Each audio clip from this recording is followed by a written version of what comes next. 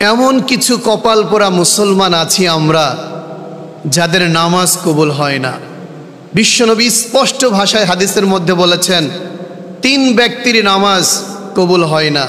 শুধু তাই না, এই 3 ব্যক্তির নামাজ তাদের মাথার উপরে উঠেই না। নাউজুবিল্লাহ পড়েন।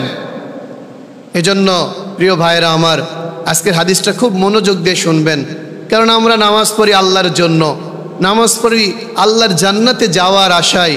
আর আমার নামাজ যদি কবুল না হয় তাহলে আমার তো কোনো লাভই হলো না। এজন্য বিশ্বনবী বলেছেন সালাসাতুন লা তারফিউ সালাতুহুম ফাওকা রুসিম শিবরা, 3 শ্রেণীর মানুষের নামাজ কবুল হয় না এবং তাদের নামাজ মাথার উপরে ওঠে না। 1 নম্বর, খুব সংক্ষেপে বলছি, মনোযোগ দিয়ে শুনবেন, খুব গুরুত্বপূর্ণ একটা হাদিস যেটা আমাদের সকলের জানা উচিত। বিশ্বনবী বললেন রজুলুন উম্মা কওমান ওহুম লাহু কারিহুন। 1 নম্বর, ওই ব্যক্তির নামাজ তার মাথার উপরে ওঠে না, আল্লাহর দরবারে কবুল হয় না, যেই ইমামকে মুসল্লিরা অপছন্দ করে। নাউজুবিল্লাহ। খুব খুব গুরুত্বপূর্ণ কিন্তু এই বিষয়টা।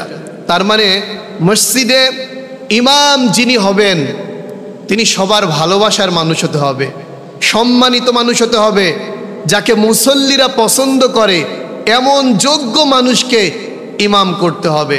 আমাদের সমাজে একটা ভুল আছে, আমরা অনেক সময় ভুলটা করি, কোনো কারণে ইমাম যদি না আসতে পারে কোনো ওয়াক্ত নামাজে, আমরা কিন্তু যাকে তাকে অনেক সময় ইমামতের জন্য সামনে দিয়ে দেই। এটা কিন্তু ভুল। আপনি যাকে ইমামতের জন্য দিবেন, যে নামাজের দায়িত্ব পালন করবে, তাকে কিন্তু অবশ্যই মুসল্লিদের পছন্দ হতে হবে। মুসল্লিরা যাকে ভালোবাসে পছন্দ করে তাকে কিন্তু ইমামতি করতে হবে। এ ব্যাপারে আমাদেরকে আরো সজাগ হওয়ার দরকার। এজন্য বিশ্বনবী প্রথমেই বললেন ওই ব্যক্তির নামাজ কবুলই হবে না, তার মাথার উপরেই উঠবে না, যে ইমামকে মুসল্লিরা অপছন্দ করে। এটা হলো 1 নম্বর। 2 নম্বর, ওই ব্যক্তির নামাজ আল্লাহর দরবারে কবুল হয় না। ওয়ামরাআতুন বাতাত ওয়া যাওজুহা আলাইহা সাখিত। বিশ্বনবী বলেন যে নারী তার স্বামীকে অসন্তুষ্ট করে রাত্রি যাপন করে, ওই মহিলার নামাজ তার মাথার উপরে ওঠে না, কবুল হওয়া তো অনেক পরের বিষয়। নাউজুবিল্লাহ। সম্মানিত ভাইয়েরা আমার, যারা আমার কথা শুনছেন, আপনাদেরকে আমি বলবো আজকের এই হাদিসটা অবশ্যই মা বোনদের কাছে পৌঁছে দিবেন।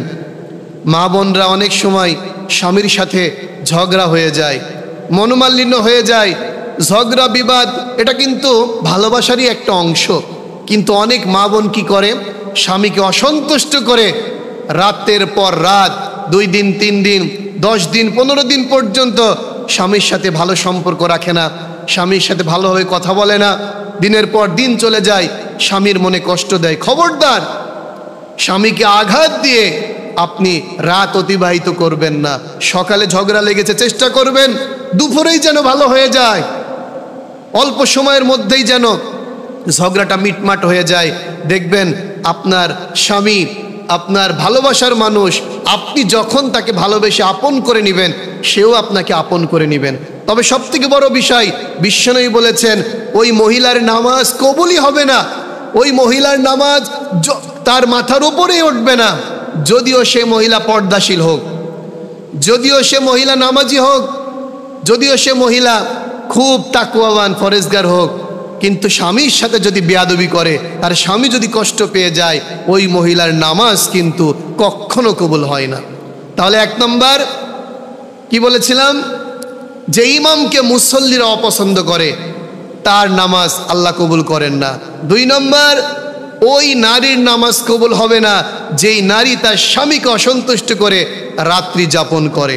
3 নম্বর, বিশ্বনবী বলেন ওয়া আখওয়ানি মুতাসারিমান, পরস্পর ওই 2 ভাই, যেই 2 ভাই রক্তের সম্পর্ক ছিন্ন করে দেয়। নাউজুবিল্লাহ।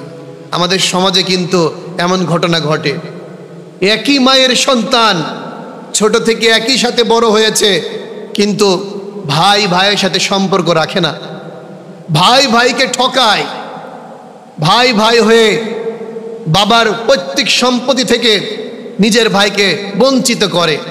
অথচ বিশ্বনবী বলেছেন, কোনো ব্যক্তি যদি তার হক এবং তার উপযুক্ত সম্পদ থেকে 1 বিঘত পরিমাণ যদি বঞ্চিত করে কাউকে, কিয়ামতের ময়দানে তাকে 7 আসমান তার গলায় ঝুলিয়ে দেওয়া হবে। নাউজুবিল্লাহ পড়েন। প্রিয় ভাইরা আমার, খুব মনোযোগ দিয়ে হাদিসটা বোঝার চেষ্টা করেন। রক্তের সম্পর্ক ছিন্ন করবেন না। ছোটখাটো বিষয়ে আজকে টাকা পয়সা জমি জমা নিয়ে অনেক সময় আমাদের দ্বন্দ্ব হয়ে যায়, কলহ হয়ে যায়, ভাই ভাইয়ের সাথে অনেক সময় মারামারি পর্যন্ত হয়। এমনও বাংলাদেশে ঘটেছে, এমনও ঘটনা ঘটেছে, ভাই ভাইকে ছুরি দিয়ে আঘাত করেছে, ভাই ভাইকে লাঠি দিয়ে আঘাত করেছে, পৃথিবী থেকে বিদায় হয়ে গিয়েছে। যখন এমন ঘটনা ঘটে যায় তখন কিন্তু তার বিবেক জাগ্রত হয়, হায় রে, এই মাত্র অল্প কিছু টাকার জন্য আমি আমার ভাইকে হত্যা করে ফেললাম, মাত্র দুনিয়ার মাত্র সাময়িক কিছু ভোগ করার জন্য যে জমি, এই জমিকে ভোগ করার জন্য আমি আমার ভাইয়ের মাথায় আঘাত করতে পারলাম, আমি আমার ভাইকে ছুরি দিয়ে আঘাত করতে পারলাম। তখন কিন্তু সে আফসোস করে, কিন্তু উপায় থাকে না। মনে রাখতে হবে, বিশ্বনবী একথা বলেছেন, রক্তের সম্পর্ক ছিন্নকারী যে 2 ভাই থাকবে, রক্তের সম্পর্কের যে যারা ইচ্ছা করে রক্তের সম্পর্ক বা বন্ধনকে ছিন্ন করে দেয়, তারা কিন্তু যতই নামাজ হোক, নামাজ পড়ুক না কেন, তাদের নামাজ কিন্তু আল্লাহর দরবারে কবুল হবে না। প্রিয় ভাইরা আমার, ছোট্ট হাদিস কিন্তু অনেক গুরুত্বপূর্ণ শিক্ষার বিষয় আছে। যদি এই 3 শ্রেণীর মানুষের মধ্যে আমরা পড়ে যাই, তাহলে কিন্তু আমরা যতই নামাজি হই, যতই কোরআন পড়ি, যতই হজ করি, যতই ভালো কাজ করি, এই 3 শ্রেণীর অন্তর্ভুক্ত যদি আমরা হয়ে যাই, আমাদের মায়েরা বোনেরা হয়ে যায়, তাহলে কিন্তু তারা ক্ষতিগ্রস্ত হয়ে যাবে। যে নামাজের ব্যাপারে কিয়ামতের ময়দানে সর্বপ্রথম আল্লাহ তাআলা জিজ্ঞেস করবেন, সেই নামাজ কবুলই হবে না।